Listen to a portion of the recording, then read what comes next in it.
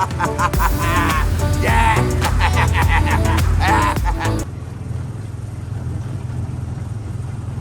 Yep, just a normal day at the Magic Kingdom. Nothing to see here, folks. Nothing to see here.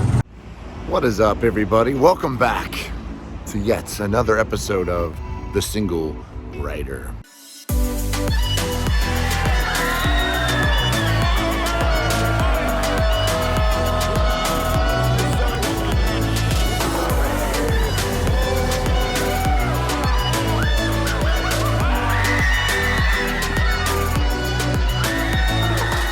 Here we are at the beautiful Walt Disney World Ticket and Transportation Center parking lot. That's right, everybody. We are here to test Genie Plus. Lightning lanes, lightning lanes, lightning lanes.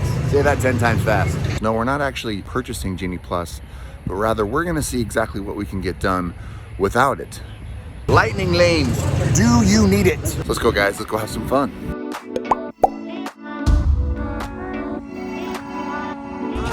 For those of you taking pictures right now, please do not post those on social media. My wife does not know I'm here. Sounds good, man. Appreciate your discretion. That was awesome.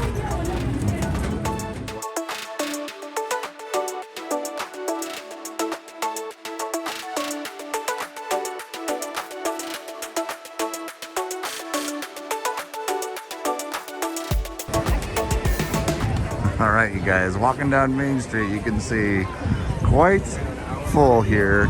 Lots of people here today. It is a weekend, obviously. I'm not sure how the day is gonna go. At the end of today, I might just be like, you know what? Heck with it. Doesn't matter how much money it costs. Take my money, Disney. So I'm walking over into Tomorrowland first. I generally recommend not turning right when you walk into the park. Usually say head over to Adventureland, Frontierland first. But today I'm heading over into Tomorrowland just because I'm getting to the park a little bit later in the day. If you're the rope drop type of person who likes to show up and hit all the rides early in the morning, you know, you probably have a lot done by now. So most people, when they come to the park, they by default turn to the right. And usually this area fills up really quickly in the morning, rope drop. Even now, even more now, because resort guests can now enter the park 30 minutes prior to scheduled open. So this is the area that's open for resort guests before the rope drop. So this area is always going to be a little bit more crowded in the morning. So, but in the afternoon, let's test it out. Let's see what it looks like. We'll see if this is a good day or a bad day. It could be a horrible day, guys. We'll see. It's pretty busy. So one of the things that I dislike about Genie Plus is that it kind of forces you to bounce around. And what I mean by that is bouncing around the park from Tomorrowland to Frontierland to Tomorrowland to Fantasyland. You're just kind of all over the place. And it's quite exhausting.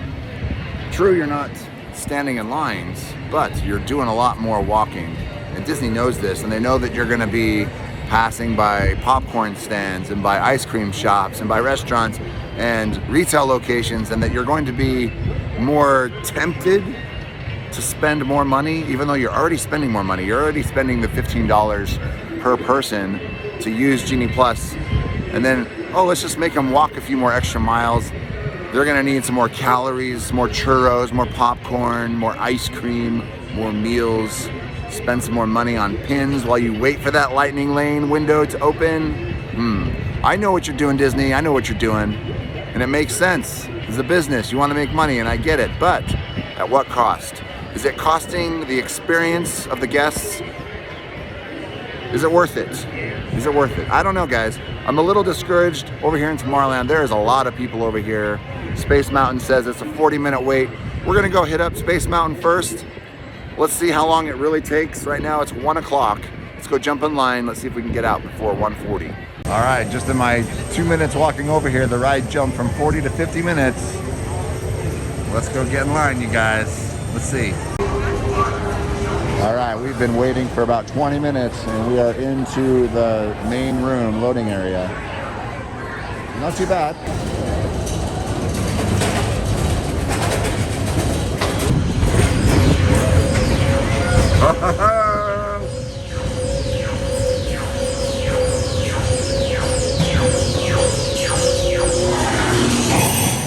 So it is now 1:35.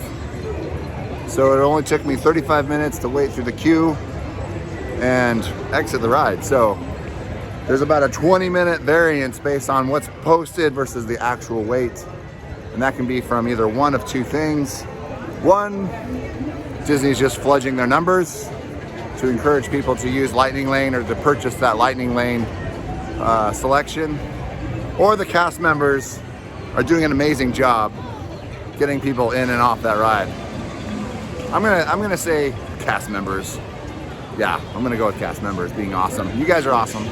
We're gonna go hit up Carousel of Progress, you know, because it's a walk-on, and I feel like a walk-on right now after waiting in that line. Even though it's pretty quick, I'm super happy about how quickly it moved. Being stated 50 minutes, only taking 30. That's pretty good. We are done with Carousel of Progress. We're just out here checking out Astro Orbiter. Stated 45 minutes. The posted wait time was 35 minutes. It did jump to 45 while I was in line. But we have been waiting for about 30 minutes at this point, so it's actually pretty accurate today. Pilots, prepare for liftoff. So yeah, Astro Orbiter's 35-minute quote, 35 minutes exactly to get on the ride. The ride time quotes are exact on this one, guys. So if you do want to ride this one, you gotta wait in the normal lines because no Lightning Lane for this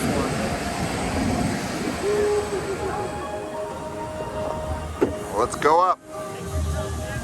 Let's get a view. Tomorrowland, Tron. Oh yes, we are going all the way up, guys. As high up as we can go.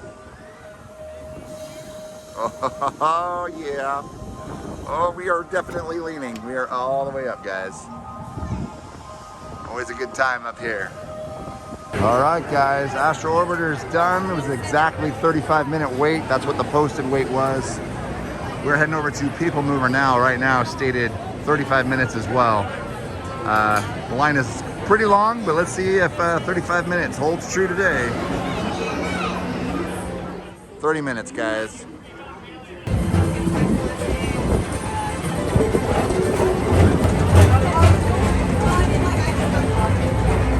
It looks like Buzz Lightyear's 60-minute wait. That line looks pretty long, guys.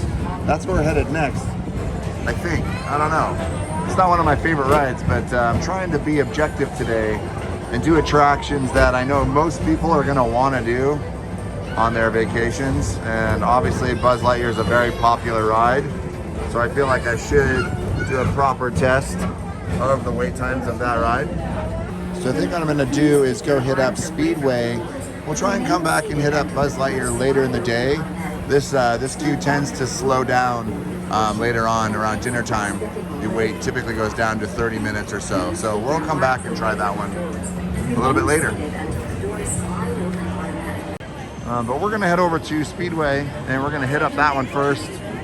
And let's see, I think that one only had like a 15-minute standby, so it should be pretty quick. Let's head over there and see what the wait is. You can see it's a pretty busy day today, guys. It's definitely a little bit busier than what I'm used to seeing. Of course, I'm usually only here every few months, but definitely seems normal to me. You know, pretty much the pre-pandemic levels from what we're used to seeing before the park shut down for COVID. All right, so it says standby is 15 minutes. Let's go test that, guys. 15 minutes, let's see. Let's go get in line.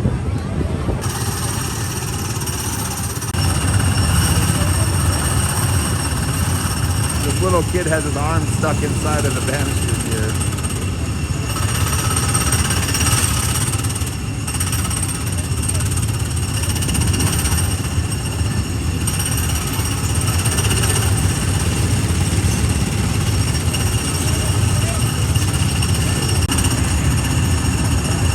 I hope this little guy can get his arm out of that. Poor little guy. He's got his arm stuck inside of the railing here. Here we go, guys. We have a right-hand drive car. We are on the Speedway, guys. 15-minute stated standby wait was about 10 minutes. So a little bit shorter, which is nice. Yeah, 10 minutes. Little afternoon cruise in the nice, beautiful Florida weather. Here we go. I don't know, the steering is not very responsive on this vehicle. This vehicle is not very responsive. The steering is not great. Oh boy. There's a serious latency problem with when I turn the wheel versus when the wheels turn. This is not safe. This is not Tomorrowland. No, this is not Tomorrowland. All right, we're going underneath the bridge. You know what that means. It's time for the crazy tunnel. Here we go. Yeah.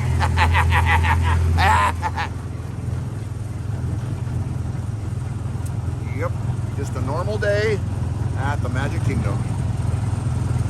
Nothing to see here, folks. Nothing to see here. So in summary, we've been in Tomorrowland, basically hitting up everything in Tomorrowland.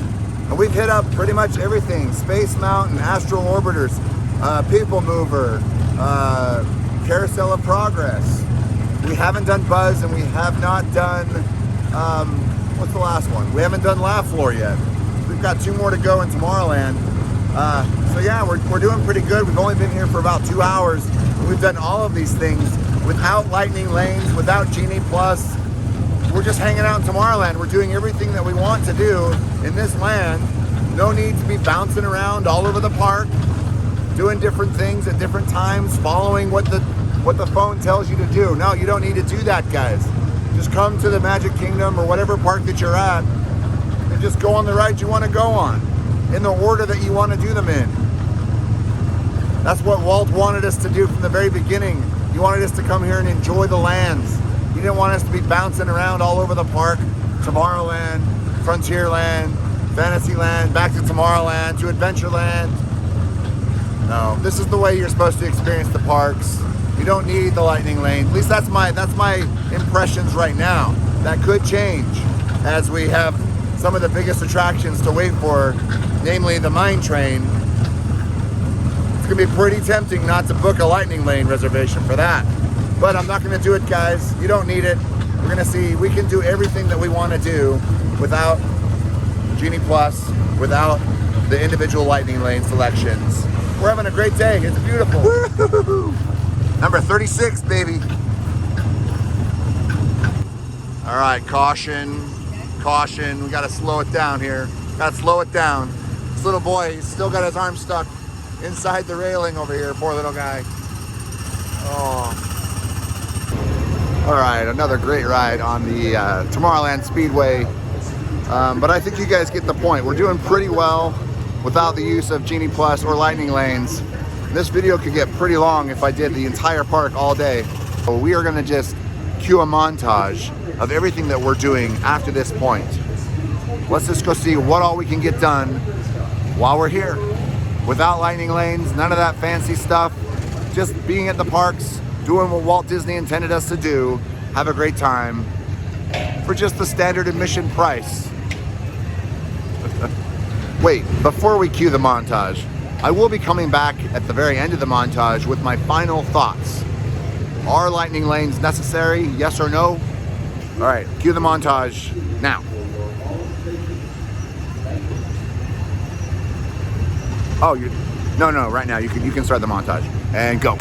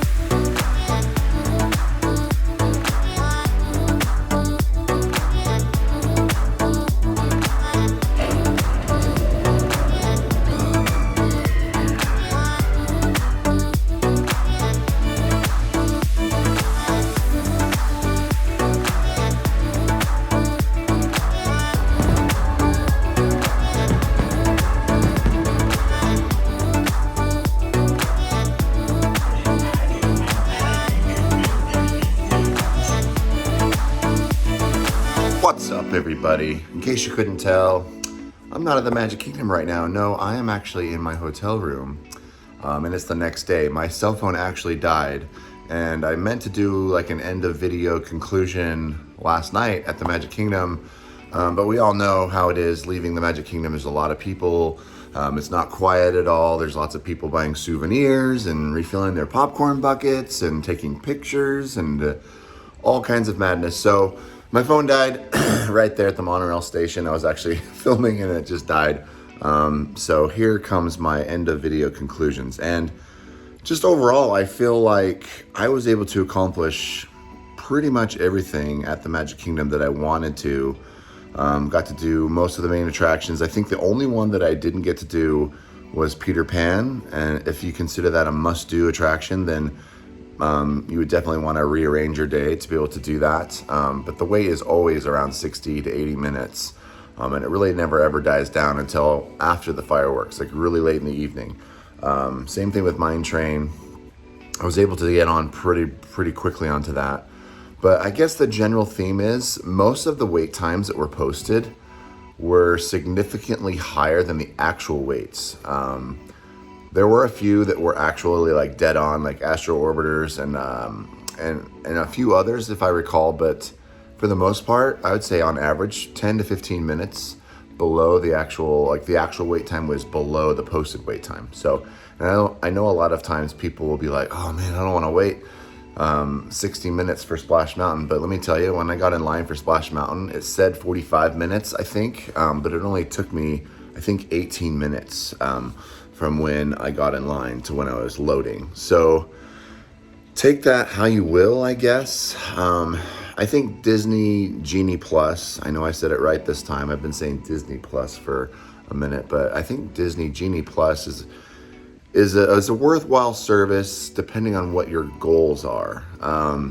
If your goals are to try and ride as many things as quickly as you can and trying to get in as much of the attractions as you can, then I would say yes, it's worth it. However, if your goal is to enjoy yourself at each land and partake of everything in each land and just kind of doing what you want to do and not being told by your phone when to go where or where to order food and what time to go where, then I feel like just kind of going without is the best option for you. Now, I don't think I'll ever use Disney Genie Plus. There might be a few occasions where I'll have the option to purchase an individual Lightning Lane, and I might be tempted to do that. But I saw several people yesterday who had purchased Lightning Lane passes for Mine Train, and I was waiting in the queue probably 15 minutes longer than them, and they had families of 5, 6, 7 people, and these families are spending over $100 in some cases to take their families through just to save 15, 20 minutes. So you just have to decide for yourself if you feel that time is worth it. For me, $100 is not a small amount of money. That's at least 2 meals at Disney with my family. We're just a family of 5. So I feel that $100 is definitely not worth it just to save 20, maybe 30 minutes. For most attractions, they do go pretty quickly, the queues. Some queues favor Lightning Lanes quite a bit more than the standard queue, I would say. Like Peter Pan is definitely one of those. I would say Peter Pan, using Disney Genie Plus and using a Lightning Lane on that definitely can save you some time. That's probably the one where I saw the biggest lane discrepancy, although I didn't go on it. It's just kind of what I heard talking to some people in the park that I ran into, subscribers of the channel. But anyways, and it was super, super great to meet you guys, by the way. They didn't want to be on camera, but anyways, but yeah, that's kind of my takeaways. It's kind of an unscripted day, obviously. I'm not sure what the total ride count was. I'll put that over here in the corner.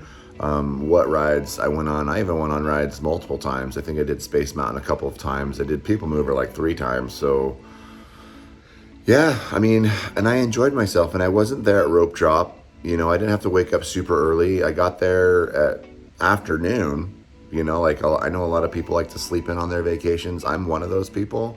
I don't like to wake up at 5 a.m. to get to the parks and get there for rope drop. Like And I've done that in the past, and that's great. And if I was on a vacation with my family for just a couple of days, I might do that. But I don't. I don't really like that. Getting up super early, I like to sleep in and kind of take my time getting ready and have a good breakfast and relax and read a little bit and stuff like that. But then, but yeah, I still feel like in the time I was there, I was able to do everything I wanted to do. I even got to see the fireworks and did every attraction that I wanted to do. So there's no right or wrong answer here, I guess, is my point. Disney Genie Plus is a good thing for some people, and it's not a good thing for others. And you just have to decide for yourself if you feel the value is there.